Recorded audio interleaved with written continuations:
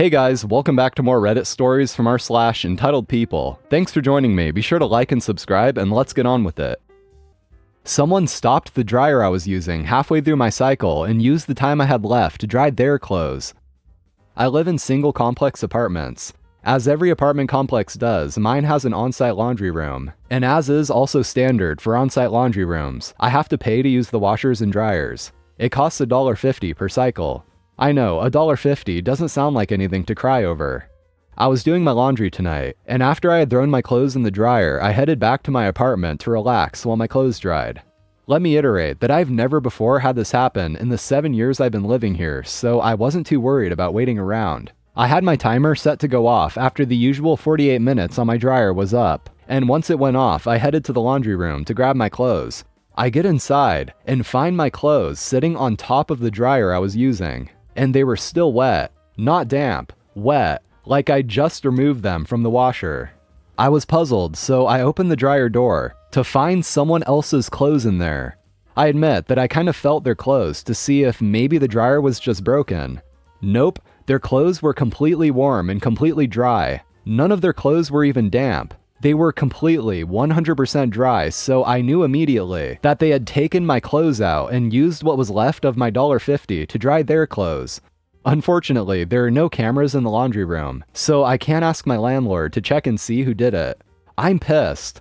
I had to hang all of my wet clothes up at home to finish drying because I had no money left on my laundry card to run another cycle, and no money left to put on it to run another cycle. And these dryers are not coin operated anymore. I could have reported it to my landlord, but without knowing who did it, there was no point.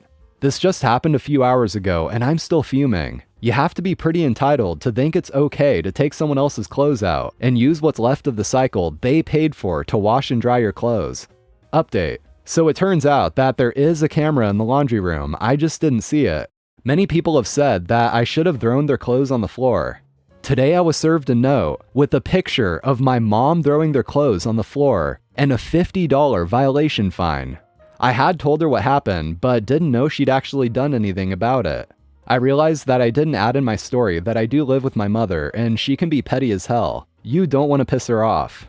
My mother marched to the office and told management blatantly that she wasn't paying it, then explained the whole story to her.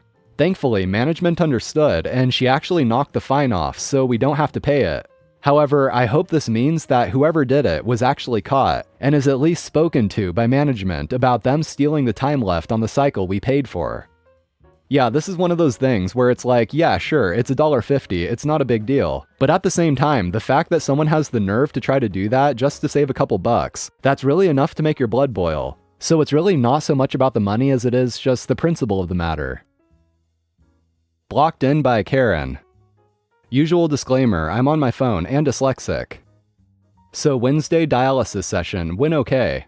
At the end of the session, I go out to the patient car park to see my mobility car, which was in a disabled parking spot, was blocked in on both sides. Passenger side by an SUV, driver side by a Jaguar belonging to a holiday patient. I live in a coastal town in the UK, and when our patients go on holiday, their slot is rented out to others on holiday. I go back in and ask who owns the Jaguar as I'm blocked in. She had parked over the spacer lines on the edges. Enter Karen. Bleach blonde, fake tan, and way over tight clothes. She looked like she was wearing a teenager's clothing. I'm not moving. I'm about to get on dialysis. Just get a cab home and come back later, or wait for me to finish treatment. She wasn't even set up. The nurse was putting the lines on the machine in, so with line priming, she had 10 minutes at least.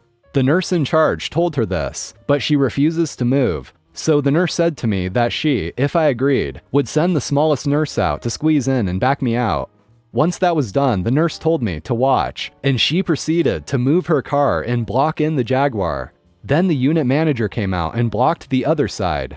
Apparently, Karen went off like a bomb, as the nurses then made her wait till they finished closing down the clinic at 6 p.m. She got so abusive verbally, including racist remarks to an Asian nurse, that she got blacklisted from the unit and was transferred to the next unit with space for the rest of the 2 weeks of her holiday. She now has to drive 45 miles to the next clinic, where the car park is smaller, always full, and in a city with a massive car break-in problem. Sometimes karma really pays off on Karens. You want it all for free? About 10 years ago, I had a metalworking project with 2.5-inch stainless steel tubing, and when it was done, I had several feet left. Made a walkway guardrail and some other stuff, including some large garden arches with plant shelves for my wife. The wife posts them on Payback, and a random woman shows up wanting to borrow one for a wedding arch. We don't know her. She saw the pictures and contacted my wife about them, and my wife told her they were too big to move around, but she showed up anyway. First, it's borrow, and I tell her they are too large for a pickup truck, and being stainless, they are quite heavy. Took a forklift to put them in place, and they are anchored to the ground. She says she can get someone to pick one up, then wants me to get a forklift to load it.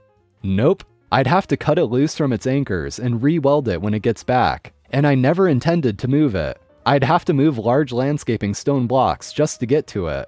She's not having any of it. She must have that arch or it will ruin her baby's wedding. Then she wants me to paint it white. The point of stainless steel is you don't have to paint it, ever. And it's a pain in the butt to sand, prep, prime, and paint polished stainless. And afterwards, the stainless will need the sanding scratches polished out again, which I'm not about to do, so hard no. Begging, tears, accusations of permanently damaging her daughter, screaming.